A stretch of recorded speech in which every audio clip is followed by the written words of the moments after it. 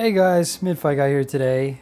So today we're doing a different format. I'm behind the camera today, not in front, but just gonna do a quick review of the SPL Phonitor E today. So just a quick background. Back when I had my first nice amp, the Audio God NFP11, I was fawning over three other solid state amps. There's the Violectric V281, there was the SPL Phonitor X, and also the i5 Pro iCan. I would just look at their websites, at pictures of them, try to read reviews. They all had no nonsense and purpose-built designs, right? So the front panels were very busy with all sorts of knobs and indicators. And as I did more research and the more I looked at my bank account, I realized that these monster amps were kind of out of my reach at the time. So as I grew in the hobby, I delved more into planars. So it was at that point I decided I need to save my dough and get something that can properly power a demanding headphone. Luckily for me, both Violectric and SPL made less expensive versions of their amps, or at least their top tier headphone amps. So enter the Phonitor E and the Violectric V280. Both have the same amp sections of their bigger brothers without all the extra features such as preamp outs. The difference here is that the V280 outputs slightly less power than the V281, while the Phonitor E outputs the same exact power as the Phonitor X. Not a big deal, but just throwing that out there for your information. I should also mention the Phonitor E allows for an internal DAC to be included, but you get no such option on the V280. Not a big deal in my opinion. My Phonitor E here does not have one included, so you'll see empty cutouts on the back of the unit. We'll go through that later. Apparently you can upgrade it down the line if you really want that DAC included, but I prefer an external DAC personally, so this works great for my purposes. There is also an option for controlling the volume via remote, as there's an IR receiver here on the front.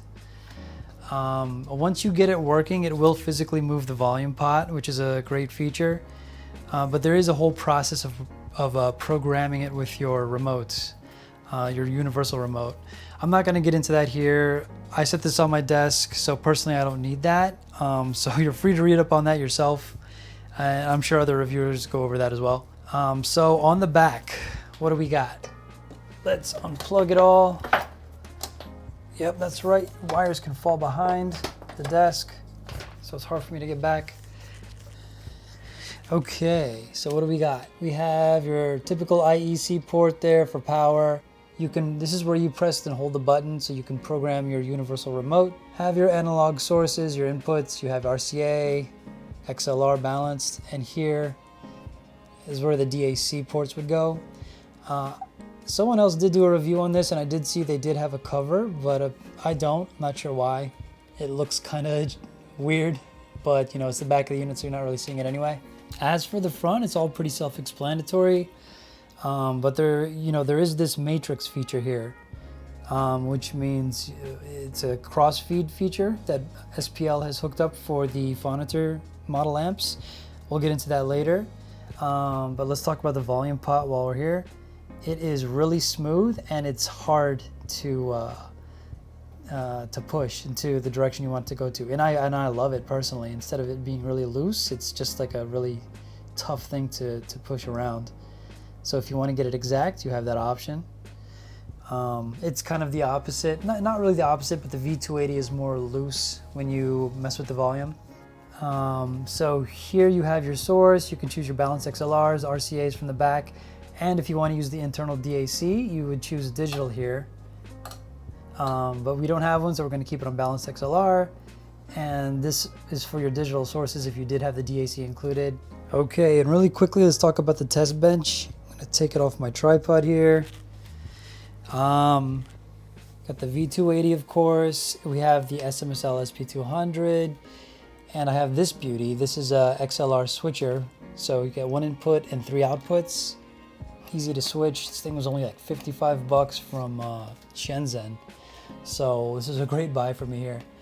I tested it with the Army 80i2 DAC, as well as the Denafrips Aries 2. And I got the headphones here, the Aria, Aeolus, and the HD800S. All right, we got everything staged now, looking fresh. So let's continue on with the review, but let's talk sound. When I listen to music out of the Phonitor E, the first thing that comes to mind is just a neutral, uncolored sound signature. The dynamics are super sharp, extremely quick, even quicker than the V280. In the soundstage on the SPL, it does feel a tad smaller, but it also feels more intimate as well. Listening to something like It Never Entered My Mind by Chet Baker, jazz classic, it just feels right on the Phonitor. Switching back to the V280, I get what seems like mounds more warmth, but I sort of miss the neutrality and uncolored presentation of what I was hearing previously. Just the neutralness of the Phonitor just kind of really gets to you, and it's really appealing after a while. For example, same song at 3 minutes 7 seconds, Chet's trumpet hits about 7 or 8 notes fairly loudly, and it's kind of interesting to see how each amp reproduces it in its own way. The Phonitor was more exact with quicker and more precise decay, while the V280, it was more loose, I'll say, and it kind of allowed the notes to be more liquid as they flowed to the next one. I mean, both sounded great, and you can't really say there's a clear winner in this case. It truly just depends what mood you're in. As for me, I was completely sober at the time, so I kind of appreciated how the Phonitor sounded more, despite my love and appreciation of the Violectric line. When it comes to bite, or just asking the amp to give more raw power to test my headphones, I felt the SPL felt a tad thin when I turned up the volume. The mids, don't get me wrong, the mids are still there and ever present, but the sound was more full and satisfying on the Violectric, and it wasn't for a lack of power. This is just SPL's sound signature. And I want to say the overall sound is more polite on the Phonitor E. It gives you exactly what you feed it, with great clarity and amazing dynamics. But the more I listen to the SPL, the more I realized it does have its own sound signature. And I kind of label that as neutral or even slightly dry. It's definitely not as liquid or reverby as other amps, but you get a no-frills approach to music, somewhat similar to the THX amps. And the interesting thing about the Phonitor is, although you don't get the romance with the V280, you still get very much lost in the music. So the Phonitor here, it's not as transparent as the SP200 with THX technology, but the Phonitor in general is more powerful with greater impact and can effortlessly give you the same dynamics at low and higher volumes without breaking a sweat. The song City Love by John Mayer. I love this song as a test track. It showcases drum and bass impact, has some strings, good male vocals. You can really test instrument separation and soundstage width nicely here. The Phonitor again is more polite with this song and is in general easier to listen to. But then you switch to something like the Violectric and you get more punch at the slight cost of clarity. With the same song, City Love, at 2 minutes and 35 seconds, you'll get some violin pizzicato. This happens among other instruments playing simultaneously. And pizzicato is when violinists pluck their strings instead of using their bow. It's a really cool effect. But this comes across a tad more defined on the SPL than the Violectric. The V280 with its warmer presentation kind of hides the violins behind the bass that is being strummed at the same time. So you do notice it more on the SPL in that instance. Again, you can't empirically say that one is better than the other. They're really just different. And even though I generally prefer warmer sound signatures, I have to hand it to the SPL here. It is really smooth and completely enjoyable to listen to. I really appreciated how the violins were more defined on this track. Another song called Held Down by Laura Marling. I'll make links to all these songs in the description. But the warmth of the V280 here, it does, in my opinion, make it a more enjoyable listen. It feels like the vocals and melodies are more enveloping, and this is an instance where I didn't want clarity and preferred fluidity. And Wabash Blues, I still gotta find out how to pronounce that. Wabash, I think that's it, Wabash Blues by Duke Ellington. It's one of my favorite jazz tracks. Using the Aeolus on the Phonitor gave some good results, but it really shined on the Violectric. The V280 has this full-bodied sound that can pair really well with the right headphone, and just for this pairing, I preferred it on the Aeolus with this song. And we do have to talk about the Phonitor when it comes to pianos. In my opinion, it sounded near perfect. There is a clear difference between these two amps and even this one, but I really preferred pianos on the Phonitor E here. The song Hungarian Rhapsody, number 2 by Lang Lang, that was my test song, and the sharp decay with the Phonitor's neutral tonal characteristics, it makes it sound so lifelike, like you're there in the concert hall hearing it. It was really a pleasure to hear it on the Phonitor E. Another song, Four Seasons, Summer 3, Presto. It's a fun song that tests power and dynamics while showcasing details. There's just tons of instruments playing at the same time. One section is going really powerful, going all in. The other is just kind of slightly in the background. But that's a great song to listen to. On the SP200, it sounded very clear, but it just feels smaller. Not as wide and not as dynamic. And plugging in the headphones to the Phonitor, I instantly got a much more engaging experience. I'm talking more depth, the separation was better, instruments have more impact, and just an overall stronger presence. And going to the V280 with the same song, and you guessed it, you get more romantic sound signature with slower decay, a more fuller bodied presentation. So you do get the bigger sound with more depth, which puts the Phonitor and the Violectric in a different class than the SP200 in my test here. And I will say the Phonitor, it can seem understated at times, like it's not as lively as some other amps. But when the song calls for a rush of dynamics at higher volumes, the amp always delivers. It surprises me with just gobs of power delivery on tap. And it's clean power with full separation, without any struggling or shoutiness. It just shows it's like a quality product. And you can tell it's just really well made, it's really well designed when things like orchestra hits occur. As for my overall sound conclusions, other YouTube reviewer, or just headphone reviewer in general, Kuro Wong, pretty famous in our circle, but he says comparisons are the devil.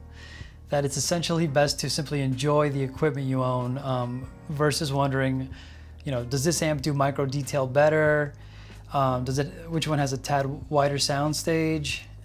And in all honesty, he's right. You can either get the V280 or the Phonitor E here and be just as happy with your purchase. I would say the same thing of the SP200, but I brought it up in a previous video.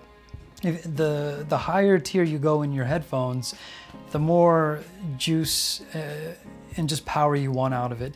The SP200 and SMSL, just the THX technology in general, it has tons of power, but as far as like depth and sound stage and dynamics, you will move up a level when you go to something like the V280 or the Phonitor E. But going back to what I was saying, there's simply between these two amps, there's simply no blowout or clear winner here. And in general, for my listening tests, the SPL brings more attention and definition to the mids and upper mids than the Violectric, while the V280 here excels in just a fuller bodied and warmer presentation. So it is what you'd expect. So we have to talk about SPL's crossfeed or matrix function. So we have off, C1, C2.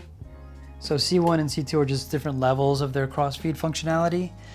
And honestly, I'm probably the worst person to ask about this, as I generally hate added features on headphone equipment or just audio equipment in general, outside of a parametric EQ, which is on the RME here, which is lovely. But the crossfeed feature, it's supposed to emulate listening to sound from speakers as it blends the left and right channels together to create a more immersive and realistic presentation. And there are, I've mentioned before, but you do have the two intensities for the different levels here. And you do definitely hear a difference between the two, and even more so switching it on or off.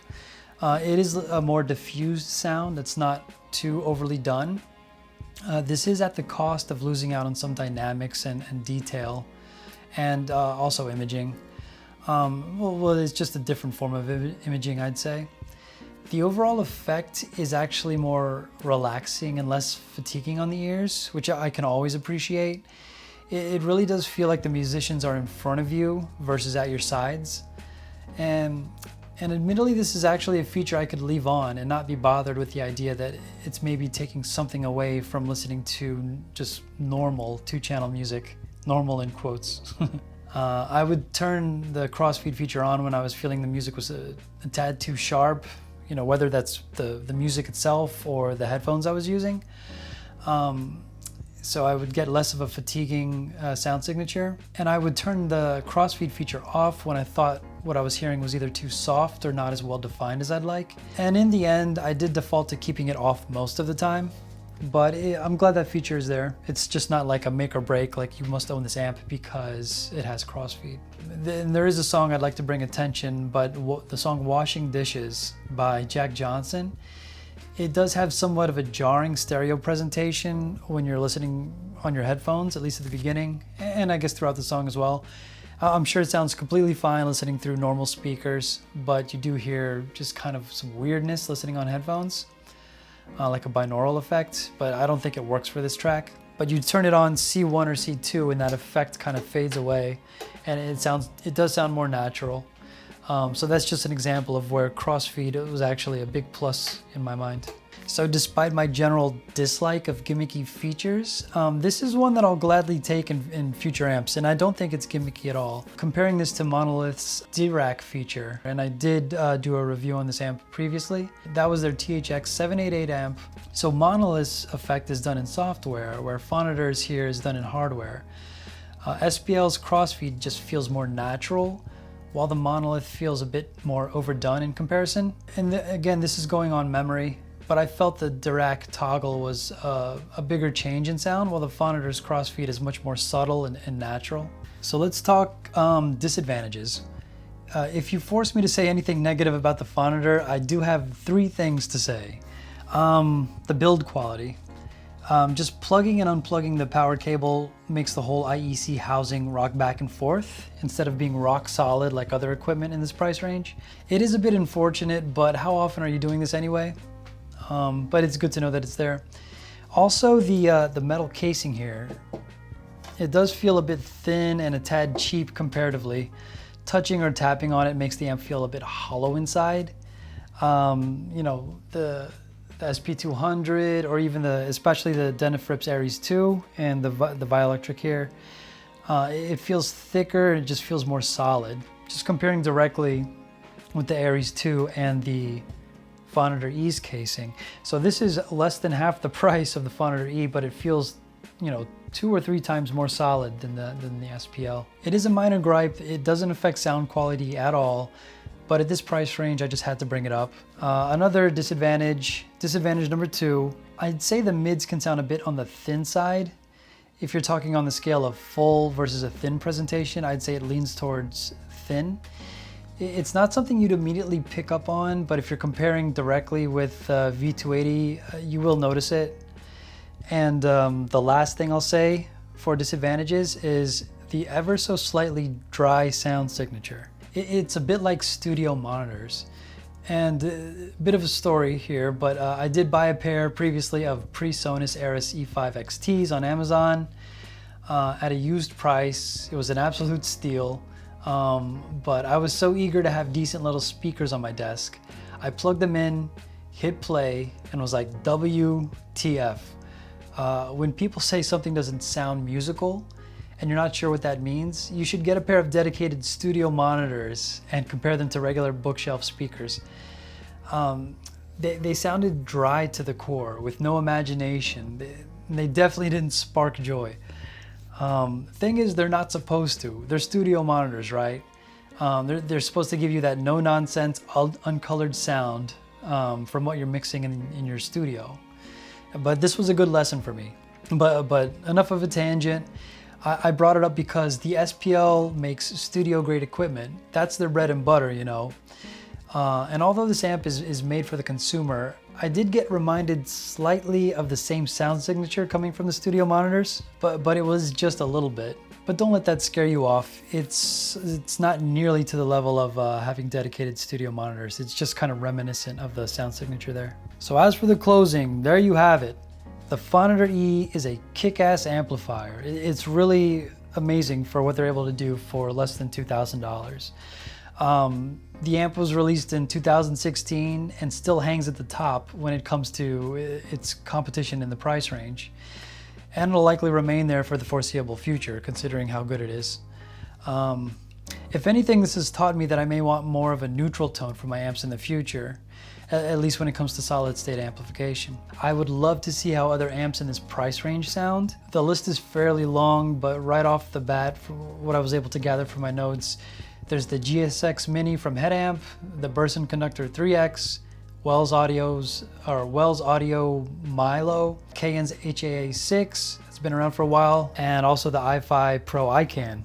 I would just love to have all these amps and just try them out at the same time, but that would just go against Kurawong's thoughts, and in Kurawong we trust, so don't do what I just said.